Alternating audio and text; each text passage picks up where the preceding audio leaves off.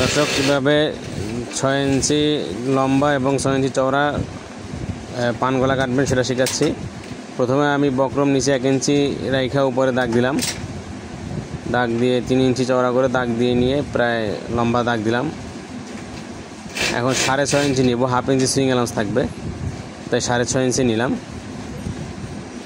নেওয়ার পরে এটাকে পিন আপ করে নিলাম। এটা আমি পেপার পেস্টিং দিয়ে কাটতেছি। পানগলার রাউন্ডটা একটু করে নেবেন, যেভাবে আমি দাগিয়ে নিচ্ছি সেভাবে নেবেন। আর আমরা যারা সস্তা দাগের তাদের অবশ্য দাগ দিতে হয় না। সুন্দর করে শেপটা দিয়ে নিচ্ছি।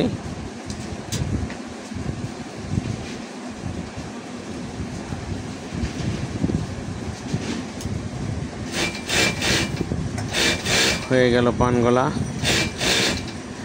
এখন পিছনের গোল গলাটা কাটিং করব। আর সামনের পান গলাই কাটবো, এখন গোল গলা কাটবো না, এখানে পান গলায় শেখাচ্ছি। আবারও 1 ইঞ্চি উপরে দাগ দিয়ে নিলাম বক্রমের, 3 ইঞ্চি চড়া নিলাম, ডাবল বাজে 6 ইঞ্চি হয়ে যাবে। লম্বা দাগ দিয়ে নিয়ে 6.5 ইঞ্চিতে আবার দাগ দিয়ে নিব, আবার পিন আপ করে নিচ্ছি। এবার আমি মার্কিং ছাড়াই কাটতেছি। যদি আপনি অভিজ্ঞ হয়ে থাকেন বা কাটতে কাটতে যখন আমাদের মতো অভিজ্ঞ হয়ে যাবেন, ইনশাআল্লাহ এভাবে মার্কিং ছাড়াই কেটে ফেলতে পারবেন। পিছনের গোল গলাটা কেটে নিচ্ছি।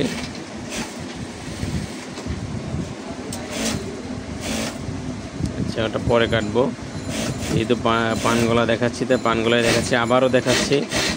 আর এই বক্রম যেটা আমি নিয়েছি, বক্রমটা কিন্তু টোটাল 9 ইঞ্চি চওড়া নিয়েছি আমি। অনেকে 8 ইঞ্চিও নেয়, আমি 9 ইঞ্চি নিয়েছি চওড়া। সেমভাবেই দাগ দিলাম আবারও 6.5 ইঞ্চিতে। এই গলাটা মোট 6 ইঞ্চি হবে। 6.5 ইঞ্চি নেওয়ার অর্থ হচ্ছে হাফ ইঞ্চি সুইং অ্যালাউন্স যাবে, অর্থাৎ সেলার ভিতরে যাবে হাফ ইঞ্চি। কোনা করে ধরলে 6.5 হবে।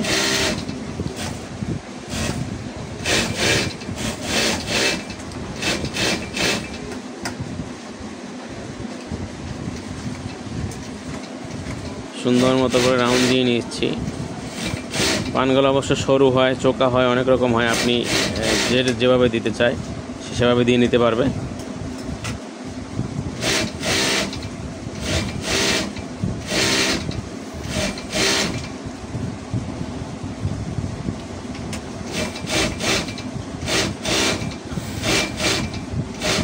হয়ে গেল পানগলা কাটিং।